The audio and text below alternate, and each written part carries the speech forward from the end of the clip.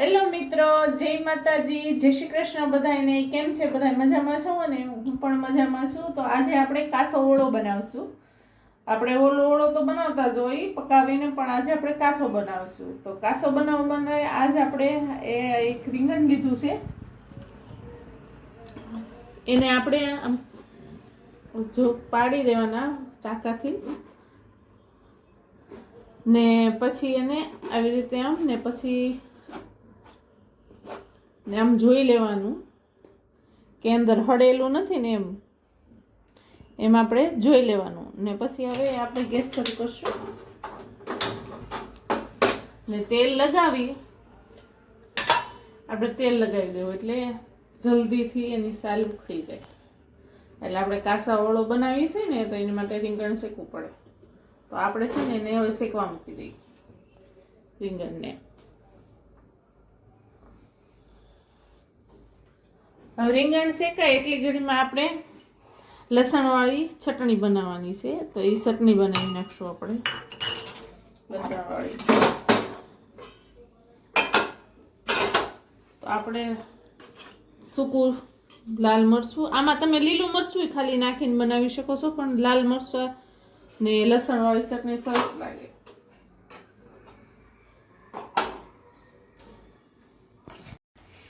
જો આપણું રીંગણું શેકાઈ ગયું છે ને હવે આપણે એને લઈ લેશું નીચે એક ડીશમાં લઈ લેશું.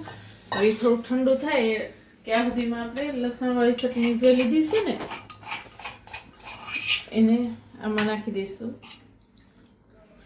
આપણે લસણવાળી ચટણી હતી ને એ ચટણી બનાવી નાખી છે. જો પેલા રીંગણું આપણે ખોલી નાખશું. એની માટે આ ગરમ હોય એટલે આપણા હાથમાં ગરમ ન લાગે ને, તો ઠંડુ પાણી છે એમાં હાથ બોળતો જવાનો, આવી રીતે છિલકા ઉતારતો જવાનો.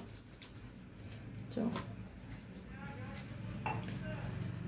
હાથમાં સોટે નહીં ને ગરમ ન લાગે આપણને. મસ્ત શેકાઈ ગયું છે.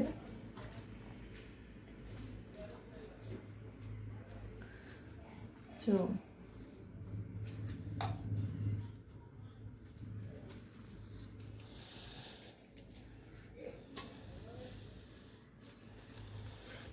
ગરમ ગરમ છે.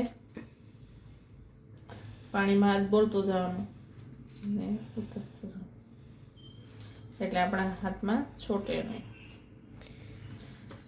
અત્યારે આ ઠંડીની મોસમ છે એટલે આમે રીંગણાની સિઝન છે. મસ્ત ઓળાના રીંગણા આવે છે અને અલગ અલગ બની જાય ને. રોજ તો એકને કોળો ખાતા હોય આપણે. આ આપણે અલગ બની જાય. સવારે નાસ્તામાં તો બહુ મસ્ત લાગે છે. સવારના નાસ્તામાં ખાઈએ ને બહુ મસ્ત લાગે છે.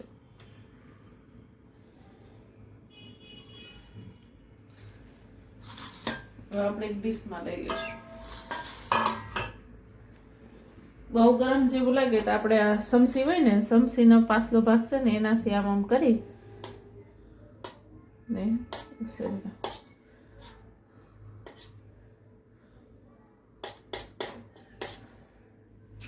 જો સળી ગયા છે ને મસ્તીના. ને કોને આ રીંગણાના ડીટીયા ભાવે છે? અમે નાના હતા ને ત્યારે મારા મમ્મી ઓળા બનાવતા ને, ઓળાના રીંગણા શેકતા ને, તો અમે બે લોકો બાજુમાં બેસી જતા. પછી અમને એક એક જે રીંગણા શેક્યા હોય ને એના ડીટીયા આપતા, અમે ખાતા. જુઓ એમાંથી બધું કચરું વીણી લેવાનું. સાલ રહી ગઈ હોય ને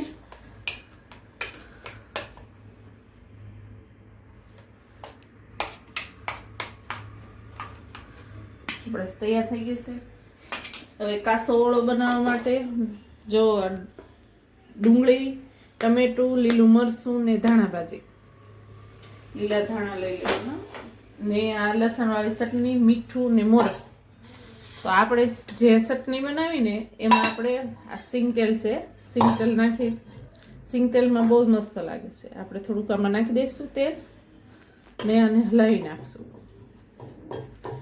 એક સરખું મિક્સ થઈ જાય ને ત્યાં સુધી હલાવી નાખશું.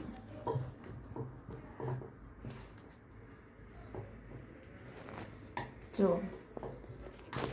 થઈ ગયું. તેલ ને મરચું બે મિક્સ આપણે મિક્સ કરી દેવાનું. ને સિંગ તેલમાં તો બહુ જ મસ્ત લાગે છે. તમે ટ્રાય કરજો એકવાર ઘરે. આ મિક્સ થઈ ગયું છે ને એમાં આપણે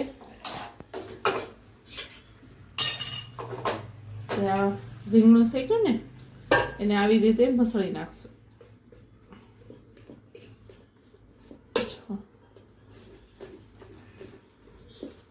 એક સરખું થઈ જાય ને એનું શેકાઈ પણ મસ્ત થઈ ગયું છે. હવે આની અંદર નાખી દઈશું આપણે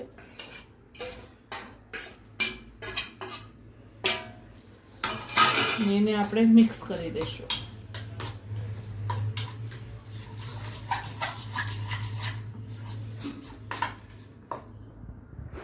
હવે આપણે મીઠું નાખી દઈશું સ્વાદ પ્રમાણે, જેટલું ખાતા હો તમે એ પ્રમાણે. થોડી મરચ નાખી દઈશું.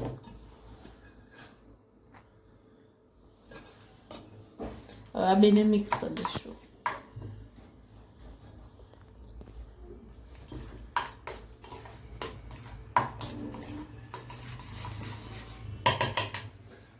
હવે જે આપણે શાક ઓલી ડુંગળી ને ટમેટા, લીલા મરચાં એ બધું આમાં મિક્સ કરી દઈશું. ધાણા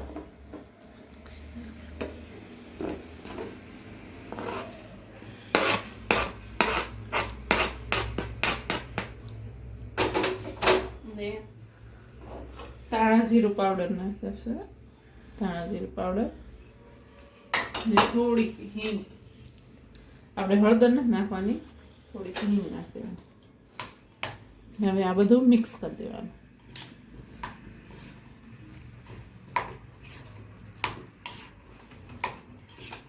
જો એકદમ મસ્ત થઈ ગયું છે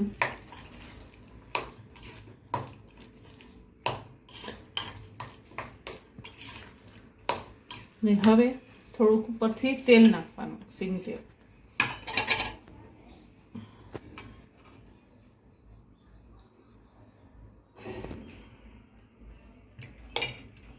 જો આ ભાખરી સાથે કે રોટલા સાથે બહુ મસ્ત લાગે છે.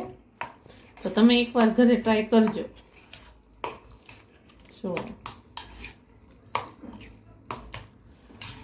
થઈ ગયો છે ને મસ્ત. તો આપણે હવે સર્વ કરી દઈશું.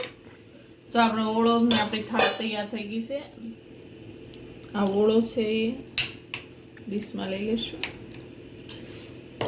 પછી ઓળો, ગરમા ગરમ ભાખરી, ઘઉંના પાપડ ને છાશ. તો હાલો બધાય જમવા. અમારી થાળી થઈ ગઈ છે તૈયાર. તો હાલો બધાય જમવા. જો તમને મારી રેસીપી સારી લાગી હોય તો લાઈક કરજો, શેર કરજો, કમેન્ટ કરજો ને સબસ્ક્રાઈબ કરજો. ને જલ્દી મળીએ આપણે બીજા વિડીયોમાં. હવે આવજો.